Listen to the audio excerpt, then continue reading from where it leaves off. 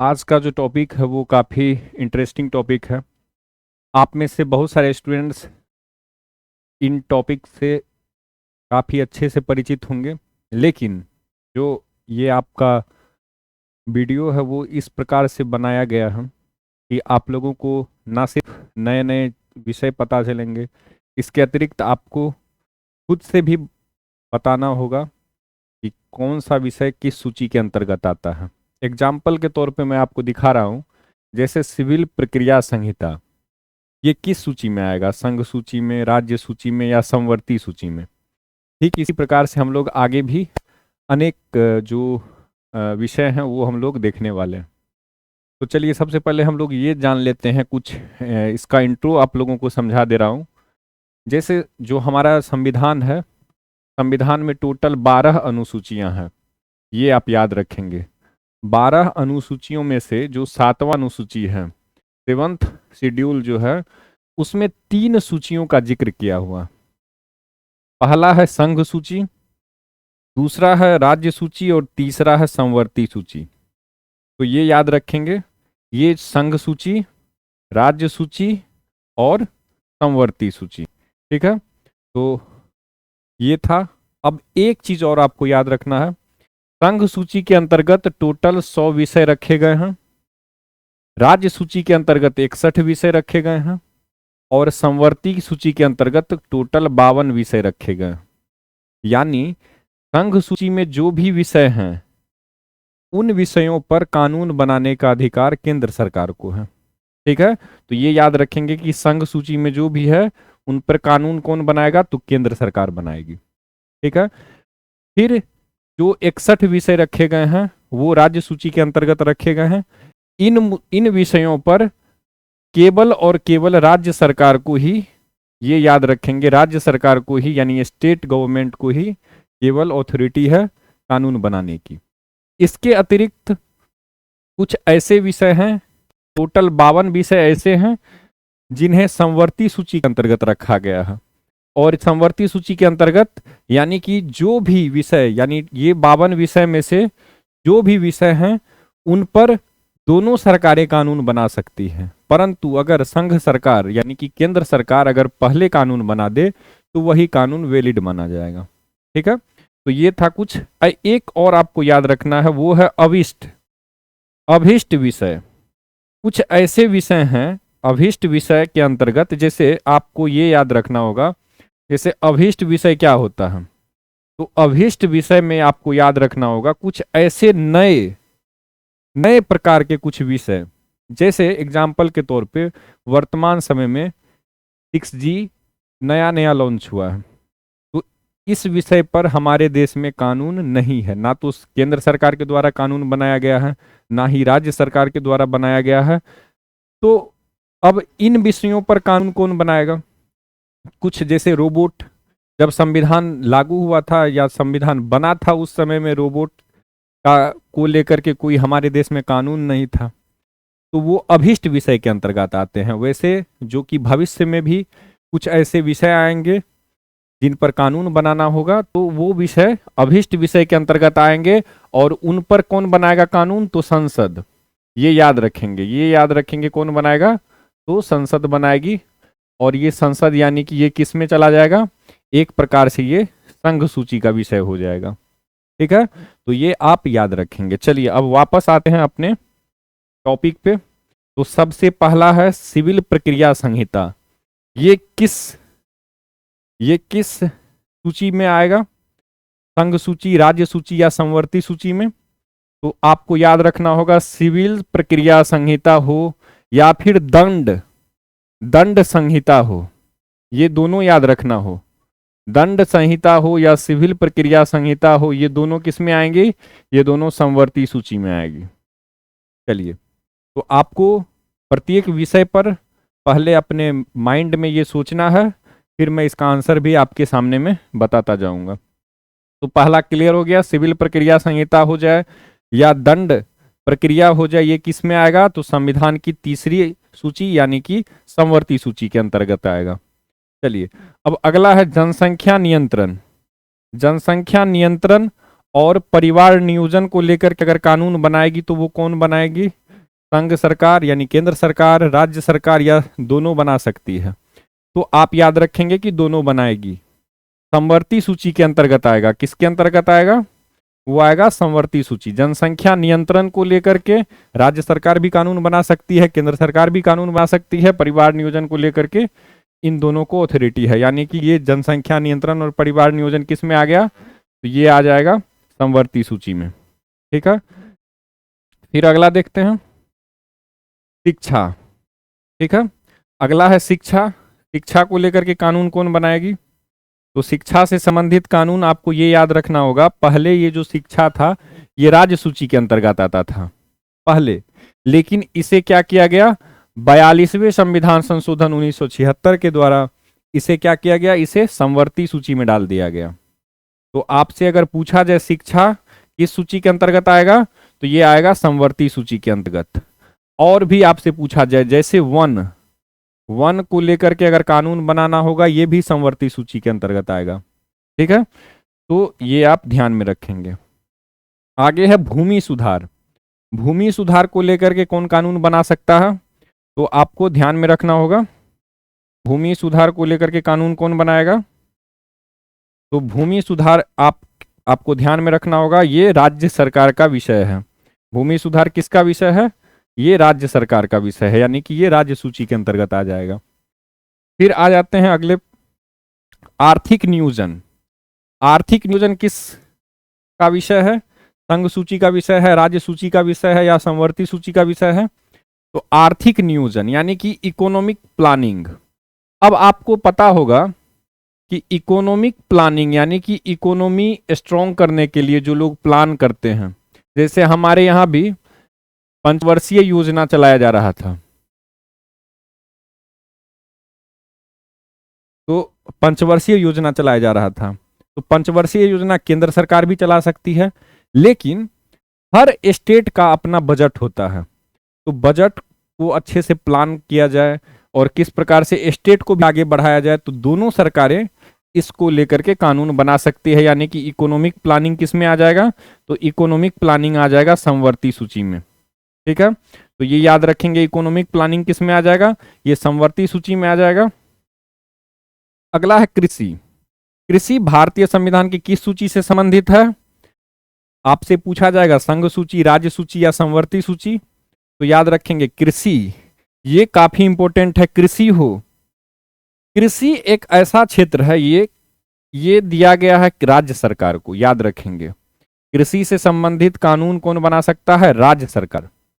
और यही बात है कि जब कृषि कानून बनाया गया था तो उस समय में ये बताया जा रहा था कि केंद्र सरकार जो है अपनी शक्तियों का दुरुपयोग कर रही है। क्यों? क्योंकि कृषि तो राज्य सरकार का विषय है।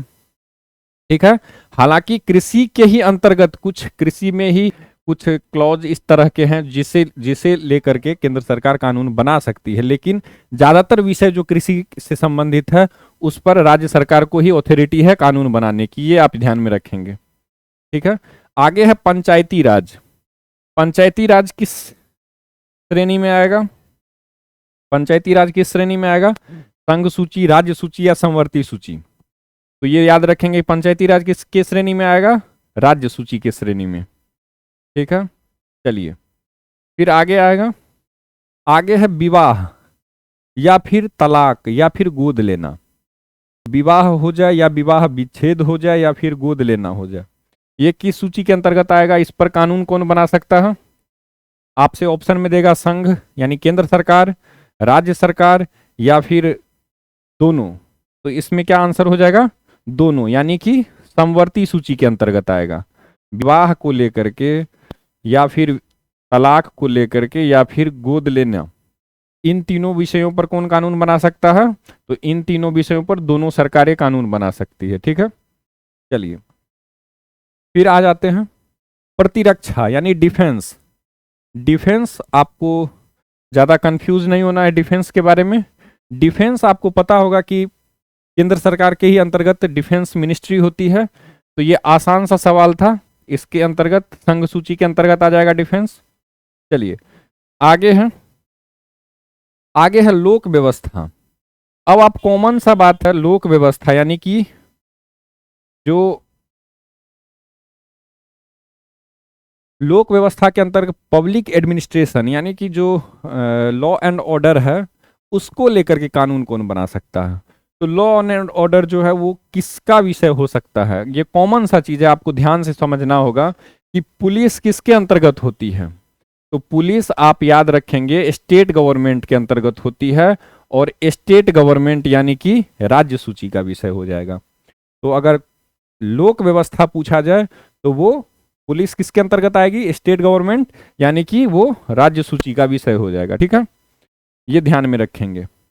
आगे दंड विधि या प्रक्रिया विधि, आप सुने होंगे 1860 में बनाया गया है दंड विधि। तो ये किसके अंतर्गत बनाया जा सकता है, यानी कि दंड देने के लिए कानून, या फिर ऐसा कानून यानी किसी भी चीज के लिए जो किसी भी प्रक्रिया के लिए जो कानून बनाया जाए।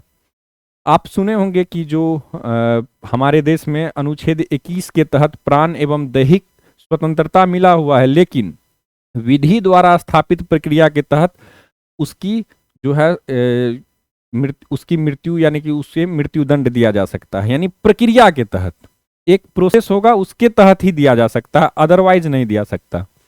तो यहां पर है दंड विधि या प्रक्रिया विधि। तो ये किसका विषय हो जाएगा, ये हो जाएगा दोनों का विषय। ये आप ध्यान रखेंगे समवर्ती सूची के अंतर्गत आएगा। ठीक है, तो दंड विधि या प्रक्रिया विधि किसके अंतर्गत आएगा, समवर्ती सूची के अंतर्गत। ठीक है, ये थोड़ा ध्यान में रखेंगे। फिर आगे आ जाते हैं विदेशी मामले। विदेशी मामले यानी कि external affairs. External affairs ministry किसके पास है, तो एक्सटर्नल अफेयर्स मिनिस्टर कौन है अभी, एस जयशंकर साहब। तो आपको याद रखना होगा ये किसके अंतर्गत आएंगे, डॉक्टर एस जयशंकर किन के अंतर्गत आएंगे, केंद्र सरकार के अंतर्गत, यानी कि ये संघ सूची का विषय हो जाएगा। विदेशी मामले संघ सूची का। अब किसी किसी देश में क्या होता है कि विदेशी मामले जो है वो राज्य सूची के अंतर्गत भी हो जाता है, और ऐसे देशों में, खास करके ऐसे देशों में जैसे ऑस्ट्रेलिया, वहां पर क्या हुआ है, तो वहां पर राज्य सूची के अंतर्गत विदेशी एक्सटर्नल अफेयर्स को डाल दिया गया है। तो अब हर स्टेट क्या करेगी, अपने स्टेट के लिए अन्य देशों से क्या करेगी, साझेदारी करेगी। तो जब चाइना में जब चीन के सरकार से जब बात ऑस्ट्रेलिया की गवर्नमेंट कर रही थी, तो वहां पर एक प्रॉब्लम आ जाता था, क्या, यही राज्य का। क्यों आ जाता था राज्य का प्रॉब्लम, क्योंकि वहां की जो राज्य सरकारें हैं वो डील कर लेती थी चाइना के साथ, लेकिन वहां की जो संघ सरकार है वो डील करने में असमर्थ हो जाती थी। तो इसी प्रकार से आपको ये ध्यान में रखना है, एक्सटर्नल अफेयर्स किसके अंतर्गत आएगी, तो एक्सटर्नल अफेयर्स आ जाएगी किसके अंतर्गत, केंद्र सूची के अंतर्गत। ठीक है, तो ये आप ध्यान में रखेंगे। चलिए अब अगले टॉपिक पे आएंगे। पुलिस यानी स्टेट पुलिस हो या रेलवे पुलिस हो या ग्रामीण पुलिस हो, ये किन के अंतर्गत आएगी, तो आपको याद रखना होगा ये तीनों पुलिस जो है ये किसके अंतर्गत आएगी, ये राज्य सूची के अंतर्गत आएगी। खास करके आपको रेलवे पुलिस याद रखना है। रेलवे मिनिस्ट्री पूरे देश में रेल चलाती है, लेकिन जो रेलवे पुलिस होता है वो किसके अंतर्गत आएगा, संबंधित राज्य के अंतर्गत। जैसे अगर वेस्ट बंगाल में है तो वेस्ट बंगाल की जो सरकार है उनके अंतर्गत वहां पे रेलवे पुलिस आएगा। ठीक है, बिहार में है तो बिहार सरकार के अंतर्गत, मध्य प्रदेश में है तो मध्य प्रदेश सरकार के अंतर्गत। चलिए फिर आगे आ जाते हैं, आर्थिक व सामाजिक योजनाएं, प्लानिंग। वापस से उसी बात पे आ जाते हैं, चाहे आर्थिक प्लानिंग हो या सामाजिक प्लानिंग हो, ये किसके अंतर्गत आ जाएगा, ये दोनों के अंतर्गत आ जाएगा। ठीक है, तो दोनों सरकारें इस पे कानून बना सकती है, परंतु यहां पर जब समवर्ती सूची में जब होगा वह यहां पर एक चीज देखना होगा, क्या, पहले कानून कौन बनाता है, पहले कानून कौन बनाता है, जो पहले कानून बनाएगा बात उसी की रहेगी। ठीक है, तो ये आप ध्यान में रखेंगे। फिर आ जाते हैं नागरिकता। नागरिकता सीएए, आप सुने होंगे सीएए के बारे में, सिटीजनशिप अमेंडमेंट एक्ट। तो ये किसने लाया था, तो संसद ने लाया था। तो ये किसके अंतर्गत आ जाएगा, ये संघ सूची के अंतर्गत आएगा। नागरिकता किसके अंतर्गत आ जाएगा, संघ सूची के अंतर्गत आ जाएगा। फिर आते हैं कारागार यानी प्रिजन। प्रिजन किसके अंतर्गत आ जाएगा, तो आपको पता होगा कि ये कारागार जो है ये प्रत्येक स्टेट की जिम्मेवारी होती है। ठीक है, तो ये किसके अंतर्गत आ जाएगा? राज्य सूची के अंतर्गत। कारागार किसके अंतर्गत आ जाएगा? राज्य सूची के अंतर्गत, ये याद रखेंगे। फिर आ जाते हैं शिक्षा। शिक्षा पर कौन कानून बना सकता है? तो शिक्षा पर दोनों कानून बना सकता है, यानी कि केंद्र सरकार भी राज्य सरकार भी। इसीलिए ये किस सूची में आएगा? तो ये याद रखेंगे, ये किस सूची में आएगा? समवर्ती सूची में। तो अगर आपसे पूछा जाए कि शिक्षा किस सूची में आएगा, तो ये समवर्ती सूची के अंतर्गत आएगा। ठीक है, चलिए फिर आगे है संचार यानी कम्युनिकेशन या डाक व तार, ये किसके अंतर्गत आएगा? तो अगर आपसे पूछे संचार, डाक व तार किसके अंतर्गत आएगा, तो ये आ जाएगा संघ सूची के अंतर्गत। ये आप ध्यान में रखेंगे। संचार, डाक व तार ये किसके अंतर्गत आएगा? ये संघ सूची के अंतर्गत आएगा। ठीक है, चलिए आगे है भूमि। भूमि किसके अंतर्गत आएगा? तो भूमि आपको याद रखना होगा, भूमि हो या भूमि सुधार हो, ये किसके अंतर्गत आएगा? ये राज्य सूची के अंतर्गत आएगा। ये आपको ध्यान रखना है, भूमि हो या फिर भूमि सुधार हो, ये किसके अंतर्गत आएगा? ये राज्य सूची के अंतर्गत आएगा। ठीक है, चलिए फिर आते हैं फॉरेस्ट यानी वन। आपको पता होगा ये पहले क्या था? ये भी पहले राज्य सूची के अंतर्गत आता था वन, लेकिन वर्तमान समय में वन किसके अंतर्गत आएगा? वर्तमान समय में वन आएगा समवर्ती सूची के अंतर्गत। ये आपको याद रखना है, वर्तमान समय में वन किसके अंतर्गत आएगा?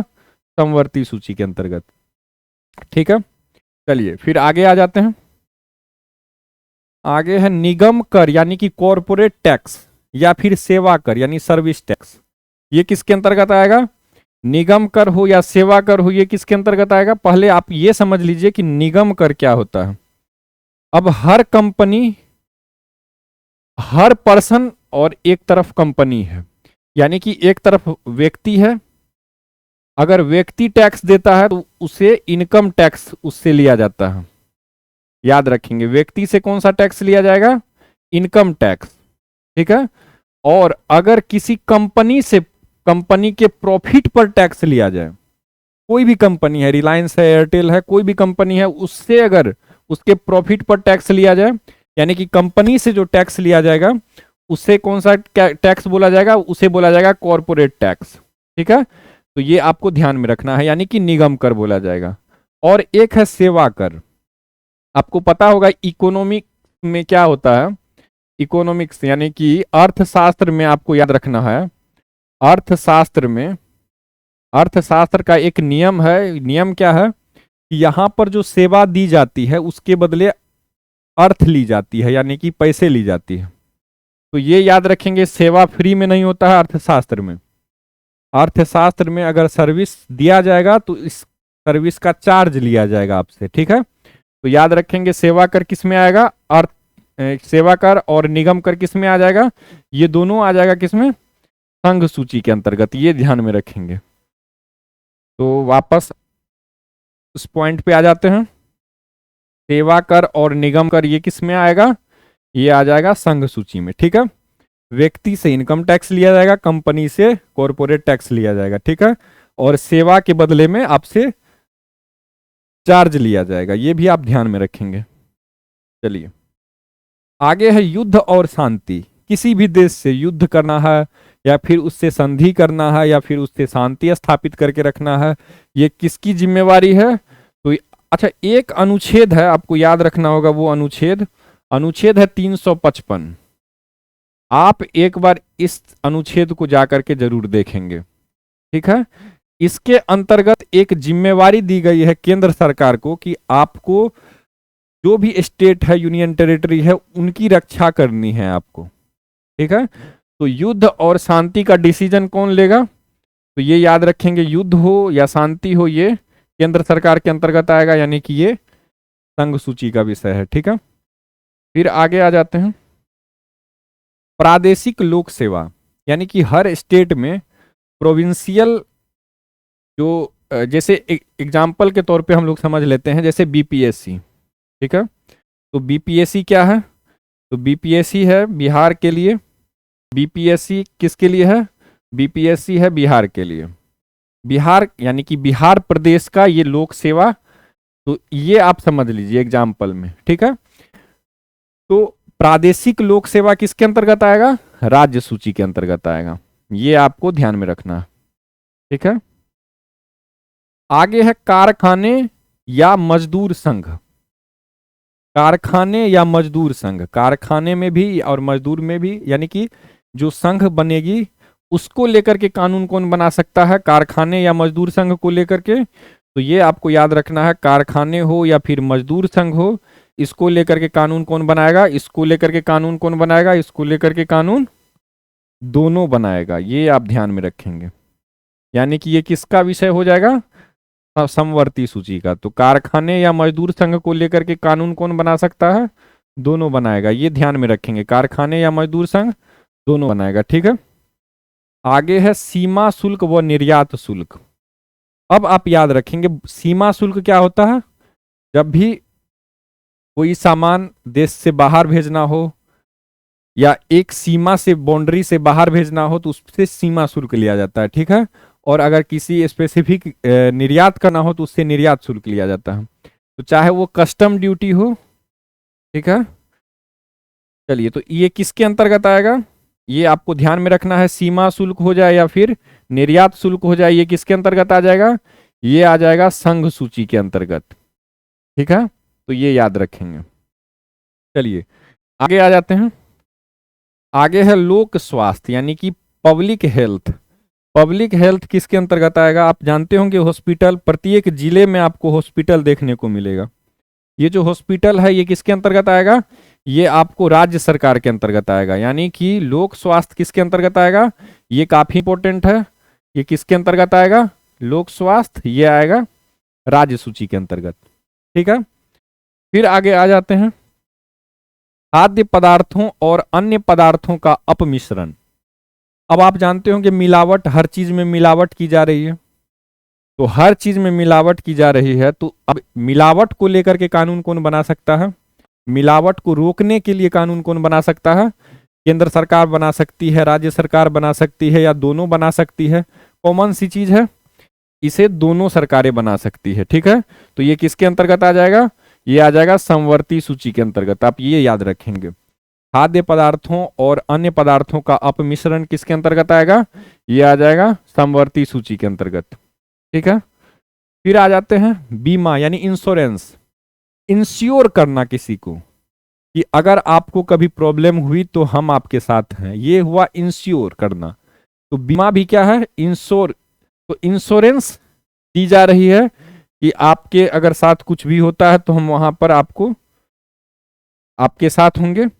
तो अगर आपसे पूछा जाए कि बीमा किसके अंतर्गत आएगा, तो ये संघ सूची के अंतर्गत आएगा, ठीक है। LIC आप नाम सुने होंगे, तो LIC हो जाए या कुछ भी हो जाए, तो LIC तो एक कंपनी है, ठीक है। तो ये आपको ध्यान में रखना होगा कि ये जो इंश्योरेंस है ये कौन इंश्योरेंस देगी, इंश्योरेंस को लेकर के कानून कौन बनाएगी, वो संघ सरकार यानी केंद्र सरकार बनाएगी, ठीक है। चलिए आगे फिर देखते हैं बाजार एवं मेले। कहीं भी आप देखे होंगे बाजार लगता है, तो बाजार को लेकर के कानून कौन बनाएगा, मेले वगैरह को लेकर के कानून कौन बनाएगा, तो ये आपको बनाएगा कौन, राज्य सरकार। क्यों, क्योंकि ये एक प्रकार से क्या होगा, यहाँ पर एक प्रकार से ये लोक व्यवस्था से ही संबंधित है। अब आप पूछिएगा लोक व्यवस्था, लोक व्यवस्था जब राज्य सूची के अंतर्गत है तो बाजार और मेले भी किसके अंतर्गत आ जाएगा, तो बाजार और मेले भी राज्य सूची के ही अंतर्गत आ जाएगा, तो ये याद रखेंगे, ठीक है। चलिए फिर आ जाते हैं प्रत्यर्पण। प्रत्यर्पण ये इसका अर्थ क्या हुआ, यानी कि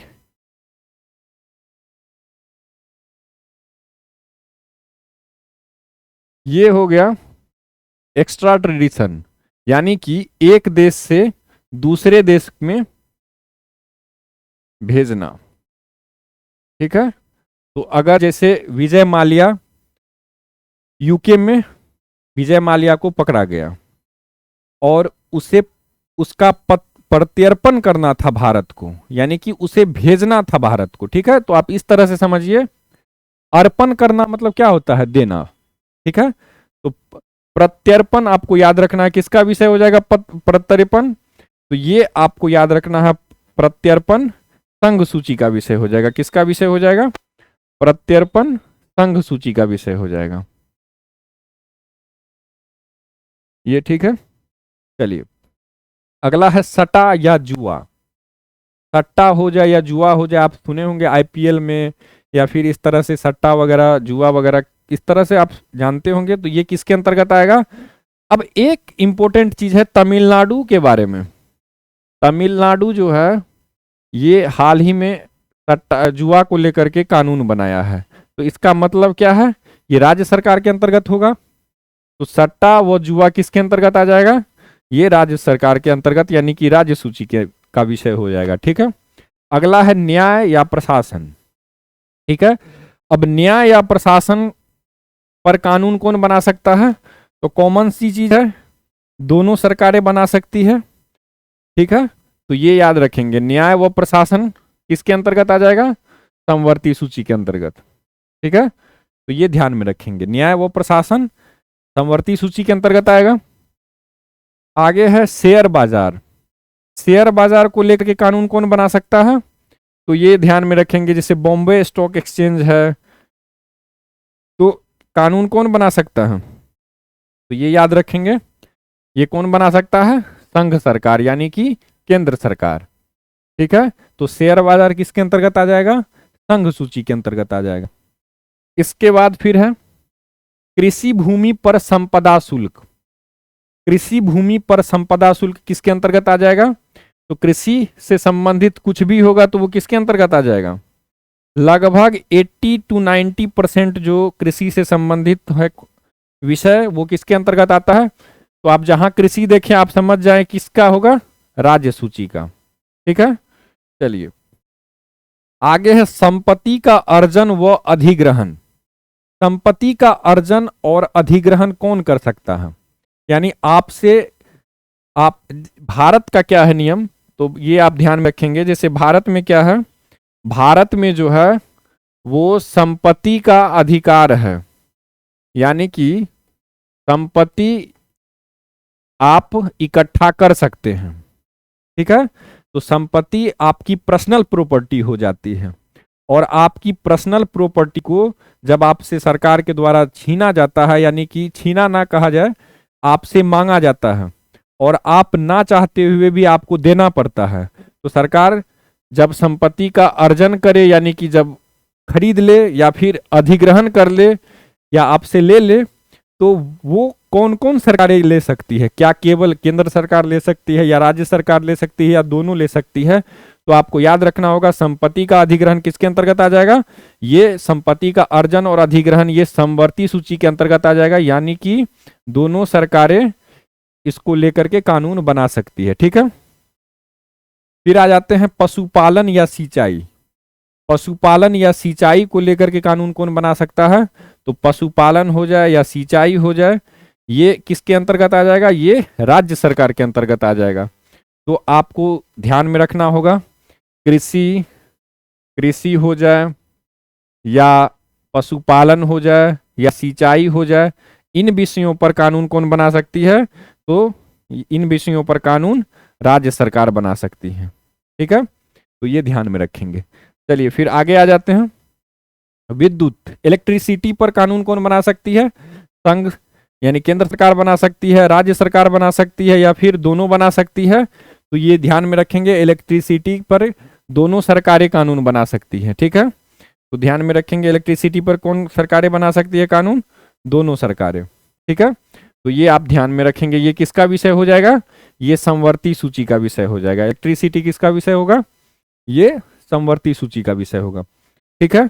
फिर आगे आ जाते हैं, आगे है रेलवे। रेलवे किसके अंतर्गत आएगा? केंद्र सरकार, राज्य सरकार, या दोनों? तो आप ध्यान में रखेंगे, रेलवे पुलिस तो राज्य सरकार के पास है, लेकिन रेलवे पूर्णतः किसका है? तो केंद्र सरकार का। इसीलिए रेलवे को लेकर के कानून कौन बना सकता है? रेलवे को लेकर के कानून केंद्र सरकार बना सकती है, यानी कि ये संघ सूची का विषय है।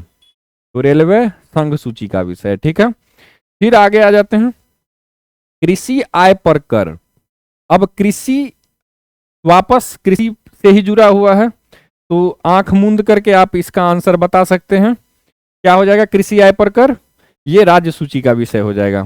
ठीक है, चलिए फिर आगे है बाट माप। अब माप तौल से संबंधित विषयों पर कानून कौन बना सकता है? क्या केंद्र सरकार बना सकती है, राज्य सरकार बना सकती है, या दोनों सरकारें बना सकती है? तो दोनों सरकारें बना सकती है, ये याद रखेंगे। ये किसका विषय हो जाएगा?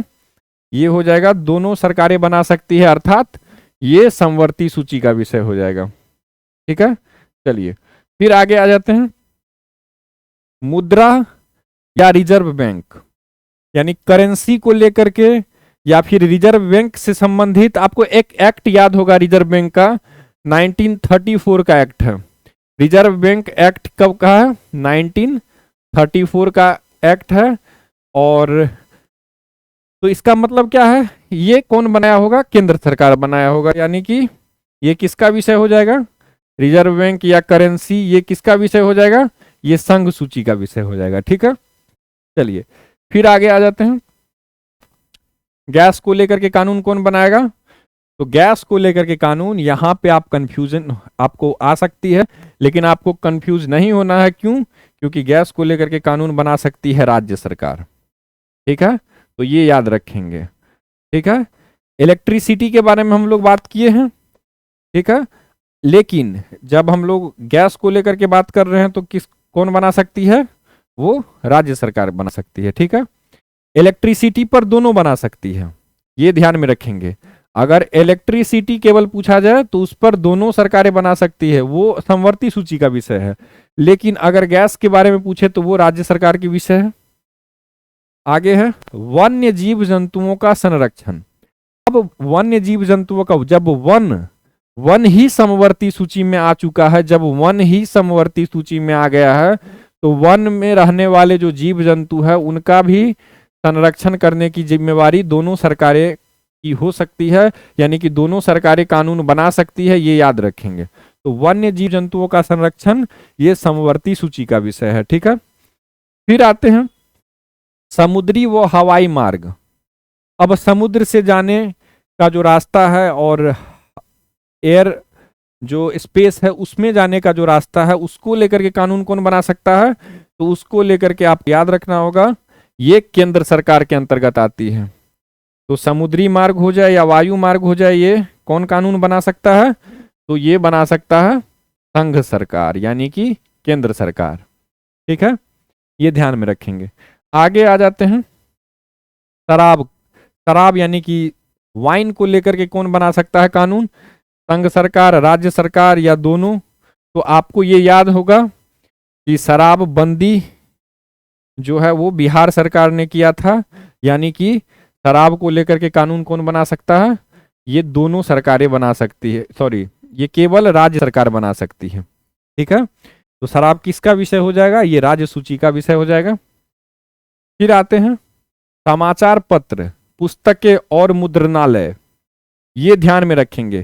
चाहे वो समाचार पत्र को लेकर के कानून हो, बुक को लेकर के कानून हो, या प्रेस, मुद्रणालय को क्या बोला जाता है?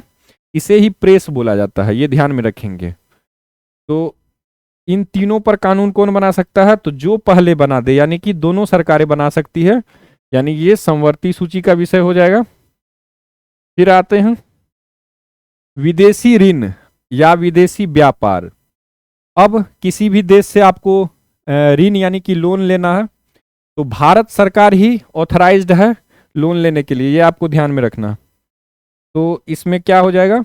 विदेशी ऋण हो जाए या फिर विदेशी व्यापार हो जाए, इससे रिलेटेड जो भी कानून बनेगी वो कौन बनाएगी? वो संघ सूची के अंतर्गत केंद्र सरकार बनाएगी। ठीक है, फिर आते हैं आगे है मनोरंजन, यानी इंटरटेनमेंट, यानी कि सिनेमा हो गया या फिर आप इस तरह के जो भी इंटरटेनमेंट के साधन है, उस पर कानून कौन बना सकता है?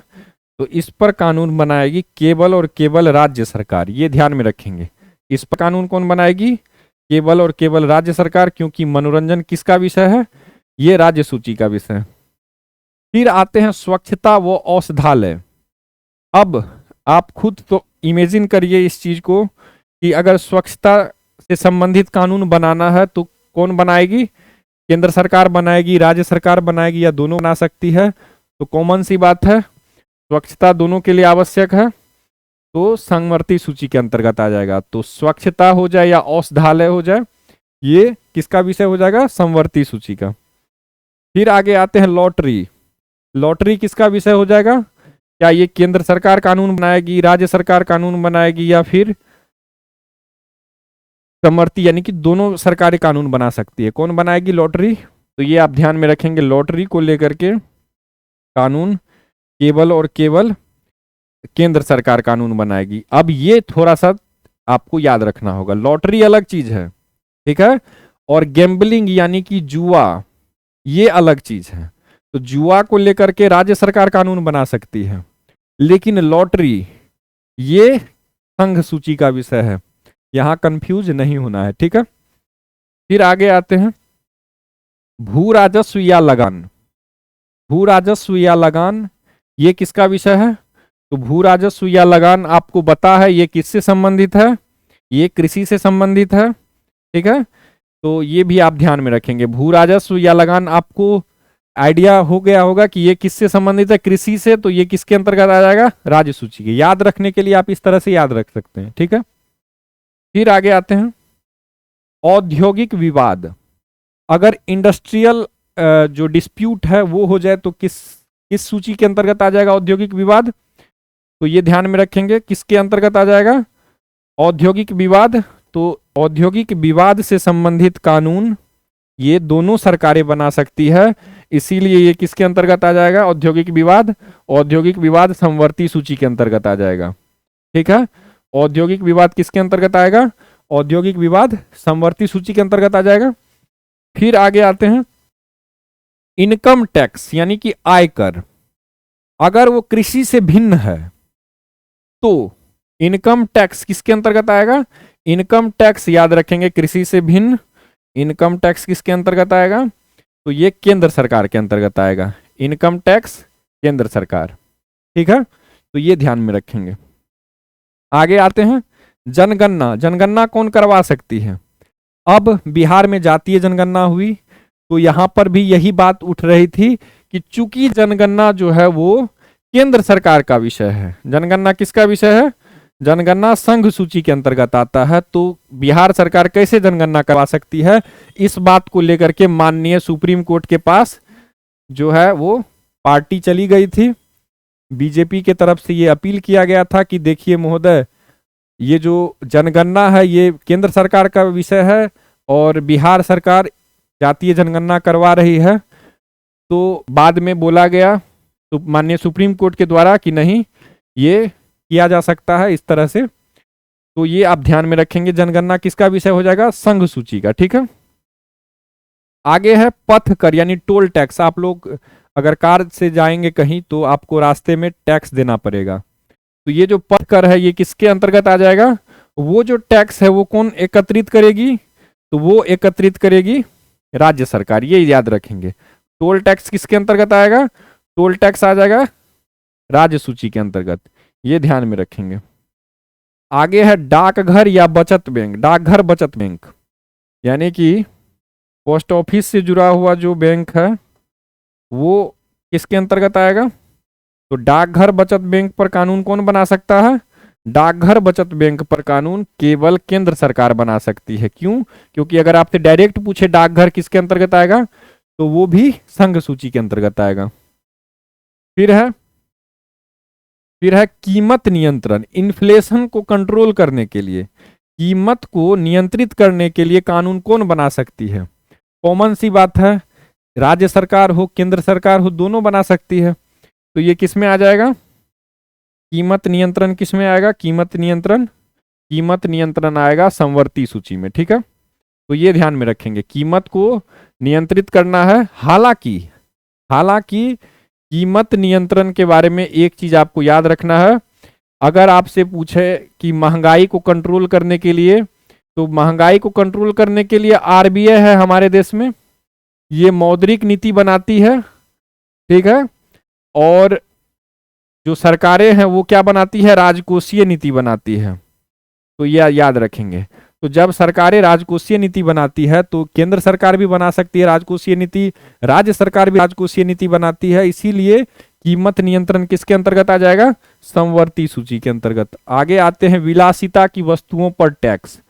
तो विलासिता की वस्तुओं पर जो टैक्स लगाएगी वो आपको याद रखना होगा, विलासिता की वस्तुओं पर टैक्स कौन लगाएगी, वो राज्य सरकार लगा सकती है। यानी कि विलासिता की वस्तुओं पर कितना टैक्स लगेगा, इन विषयों पर कानून कौन बनाएगा, इन विषयों पर कानून राज्य सरकार बनाएगी। तो राज्य सरकार बना सकती है, ये आप ध्यान में रखेंगे, ठीक है। अगला है जन्म मरण पंजीकरण। जन्म मरण यानी कि जो बर्थ है या फिर डेथ है, इसका जो रजिस्ट्रेशन है, इससे जुड़े हुए विषयों पर कानून कौन बनाएगी, तो जन्म मरण पंजीकरण पर जो कानून बनाएगी वो कौन बनाएगी, वो दोनों सरकारें बना सकती है कानून। इसीलिए आपको याद रखना होगा कि जन्म मरण पंजीकरण किससे संबंधित होगा, ये समवर्ती सूची से संबंधित होगा, ठीक है। तो ये आप ध्यान में रखेंगे। अब आप अगर आप सारे पॉइंट्स को अच्छे से समझ चुके हैं तो ठीक है, नहीं समझे हैं तो इसे वापस एक बार आप देख लें क्योंकि बहुत इंपॉर्टेंट है। चलिए, थैंक यू, जय हिंद।